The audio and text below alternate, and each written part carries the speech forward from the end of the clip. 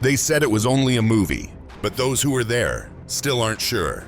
When The Passion of the Christ hit theaters in 2004, audiences gasped, cried, prayed, argued. It was brutal, uncompromising, real.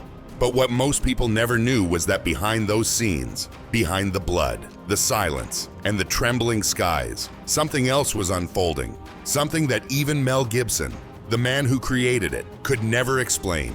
2 decades later, Gibson finally broke his silence. To this day, he said quietly, no one can explain it. Lightning strikes, sandstorms, unseen faces caught on film, and a crew that swore they felt watched. But to understand why this film shook the world and the people who made it, we need to go back before the cameras rolled, before the miracles or the accidents. Back to a man who had everything: fame, Oscars, power, and yet was collapsing inside. At the height of his career, Mel Gibson was untouchable. Braveheart had made him a legend. He was Hollywood's golden son, confident, charming, unstoppable. But what the world didn't see was the quiet war happening behind that image. Alcohol, depression, the kind of darkness that fame can't fix. He later admitted that at one point, he didn't even want to live. Then, one night, something broke. He fell to his knees in his own living room and started to pray. No script, no camera, no plan, just a desperate cry for meaning. And in that moment, he says, an idea came to him. Not a career move, not a script, but a calling. Tell the story of Christ's suffering, the way it truly happened. It wasn't the kind of project studios were waiting for. A film spoken entirely in ancient languages, Aramaic and Latin, with no Hollywood glamour, no comforting sermon, and no easy redemption. Just raw humanity, betrayal, agony, and love that bleeds. Executives were polite, but terrified. No one will watch this, they said. So Gibson did something no one in his position had ever done before. He emptied his own pockets, $45 million of his own fortune. No studio, no insurance, no safety net. It was no longer a movie, it was a mission.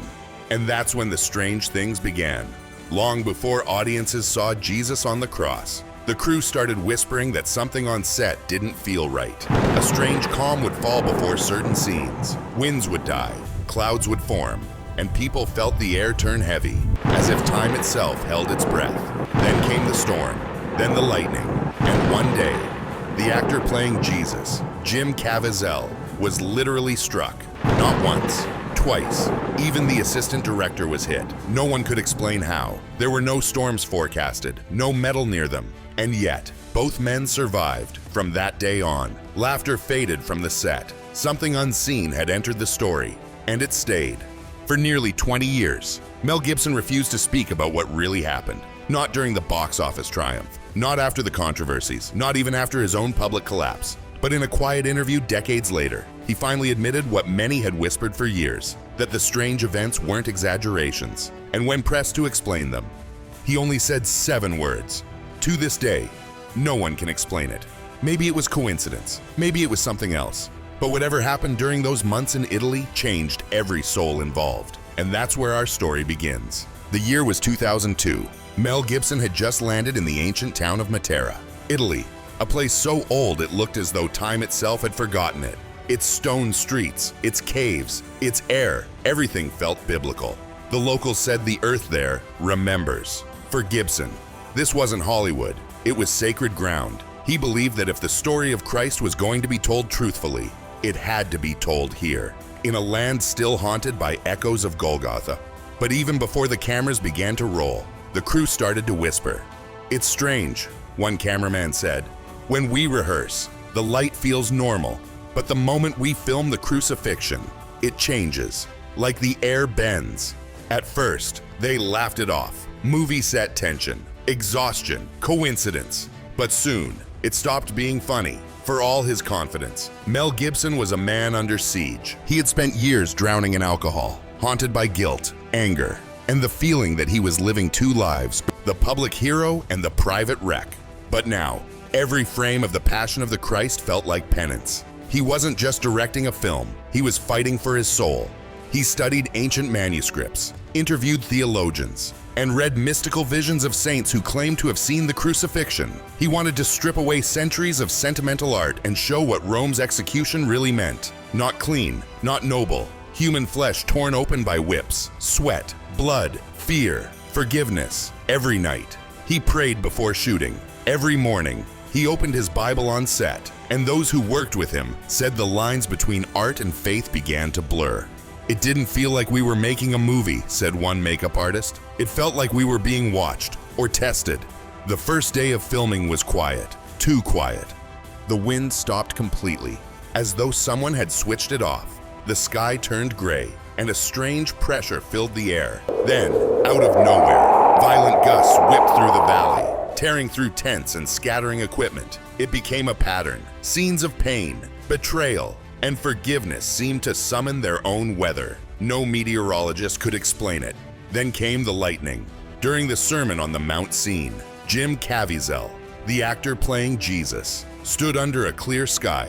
No thunder, no clouds. Suddenly, a blinding flash struck him. The cross he held began to smoke. His hair was singed. He stood frozen, stunned, but alive. Minutes later, the assistant director, John Michelini, was struck twice. The crew fell silent. No one moved. They just stared at the actor who was supposed to portray Christ, struck by lightning yet unharmed. "That was no coincidence," one of them whispered. From that moment, everything changed. Jim Caviezel's performance became legendary, not because of acting, but because of what he endured. During one whipping scene, the chain accidentally missed its target and tore open his back. His shoulder dislocated while carrying the 150-pound cross. He lost more than 40 pounds. He caught pneumonia from freezing winds while hanging on the cross for hours. Yet, he refused to stop. "If you want to play Christ," he said later, "you'd better be ready to suffer." At night, Caviezel couldn't sleep. He fasted before scenes. Crew members said he seemed to drift between exhaustion and something else, something sacred and frightening. He looked pale, detached, sometimes trembling. "There were moments," he said, "when I felt I wasn't alone in my body. Something else was guiding me." Even Mel noticed he began to walk differently, talk differently. He wasn't directing anymore. He was confessing. And the more the story unfolded, the more the set began to mirror the suffering it depicted. Matera's hills became their church and their battlefield. Every time the crucifixion scenes began, the same things happened. Wind, thunder, whispers in the valley. A sound technician later claimed he heard voices on recordings that weren't human. Another crew member quit mid-shoot, saying, "I can't be here anymore. It feels cursed." But others said it wasn't a curse at all. It was a confrontation, light against darkness. Even skeptics began to pray before takes. A few said they felt something pass behind them when the camera rolled. A chill, a vibration, a presence. One day, while reviewing footage, a cinematographer noticed faint faces in the shadows of certain shots. Figures no one remembered filming.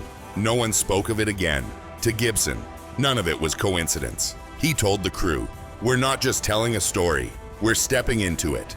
When The Passion of the Christ finally premiered on February 25, 2004, there were no red carpets, no press junkets, no Hollywood glitter, just whispers. And then, chaos. Lines wrapped around theaters. Churches rented entire cinemas. Audiences wept. Some fainted, others left in silence. It became the highest-grossing R-rated film in history at the time. But success came with a price. Critics called it violent, manipulative, even dangerous. Some accused it of anti-Semitism. Late-night hosts mocked it. One headline read, "Has Mel Gibson gone too far?" But inside churches, the reaction was different. People prayed in parking lots. Prisoners watched it in silence. Families reconciled after years of bitterness. It wasn't entertainment anymore. It was impact. Yet, as the world argued, those who made the film began to disappear. Jim Caviezel's career collapsed. Hollywood turned its back. One executive allegedly told him, "You're too controversial now." He had played Jesus, and in doing so, was crucified by the industry. Mel Gibson's downfall came slower, but harder. Arrests, scandals, leaked recordings, rage, isolation.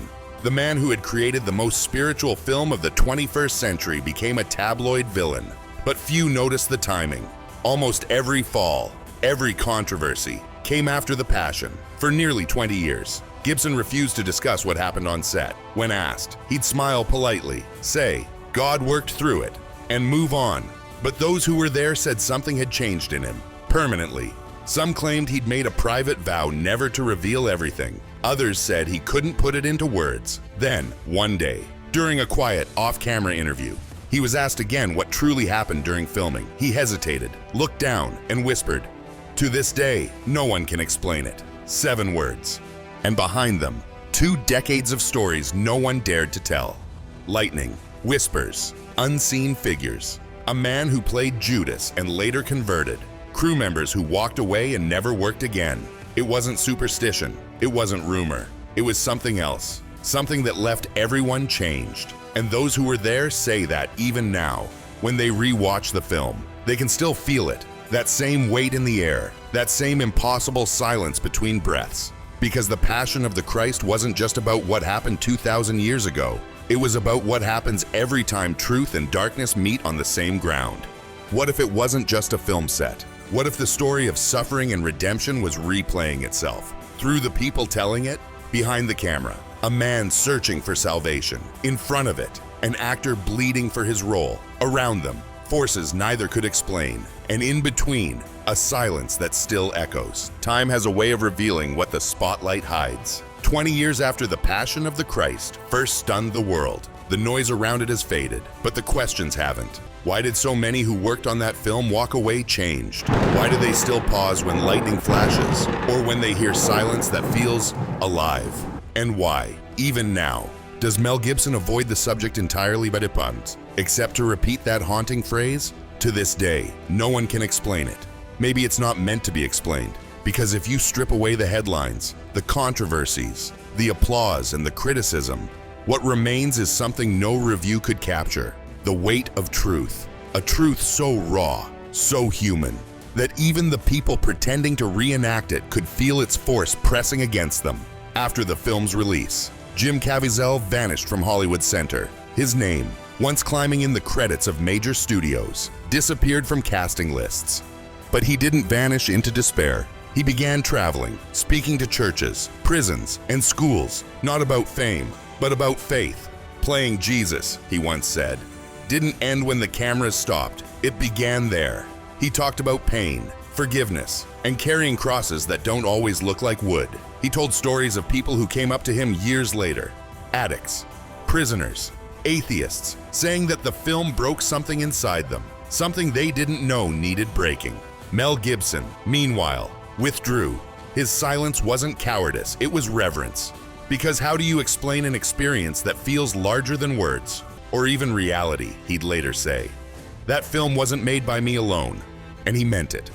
Every generation has stories that the world doesn't want to hear. In 2004, The Passion of the Christ was one of them. It wasn't polished. It wasn't safe. It didn't tell us what to believe. It made us confront what we already knew but often ignore. That love without sacrifice is hollow. That forgiveness isn't pretty. And that redemption often bleeds before it heals. That's what Mel Gibson tried to show. Not a sanitized savior, but a man who chose pain over power. And maybe that's why the film still unsettles people today. Because it's not just about Jesus, it's about all of us. Every betrayal we've made, every wound we've carried, every moment we've looked for light and found only silence. And maybe, somewhere in that silence, God still whispers, watch the film again, not as an audience, but as a witness. When the wind shifts on screen, remember the gusts that tore through the real hills of Matera. When you see Jesus fall under the cross, remember the actor who nearly died playing him. When lightning strikes the sky, know that it did, literally, during the shoot. Coincidence? Maybe. But if you talk to those who were there, few will say it felt like chance. They describe a presence, not darkness, but something ancient, like history breathing through the camera lens. One sound technician later said, "It felt like we were allowed to see something that wasn't meant for the world, but somehow had to be shown." And that's what The Passion became. A revelation caught on film, disguised as cinema. Even today, Gibson keeps his promise of silence. No long interviews, no behind-the-scenes documentaries revealing what happened. Just that same quiet look, tired eyes, folded hands. When people ask, some call it trauma, Others call it respect, but maybe it's something else entirely. Maybe he realized that some mysteries lose their holiness when dissected. Some stories are meant to be experienced, not explained. Because faith isn't logic, it's surrender. And for Mel Gibson, that film wasn't proof of belief. It was the process of believing again. As the years passed, rumors began again. Gibson had started writing a sequel, The Resurrection. He said it wouldn't just be a continuation, but a journey beyond time itself. He described it as the biggest film in history, not in size, but in meaning. And when asked why he would return to something that had cost him so much, he smiled slightly and said, "Because the story isn't over." Perhaps he's right. Maybe the Passion of the Christ wasn't an ending at all, but the first half of something still unfolding, not on screen, but in us. In the end, it's easy to analyze, to theorize, to question every flicker of lightning or shiver of wind. But maybe what happened on that set wasn't a mystery to solve. It was a message to feel, a reminder that even in the making of art, the divine can interrupt. That sometimes, when humans reach too deep into truth, heaven answers back. And perhaps that's why the Passion of the Christ endures, not as entertainment, but as encounter. It forces us to see suffering not as defeat, but as the doorway to something eternal. So if you ever watch it again, notice the stillness, listen to the breath between scenes. Because maybe, just maybe, the presence that haunted that film is still waiting there, inside every frame, whispering the same question it whispered to its makers. Now that you've seen, what will you do with it?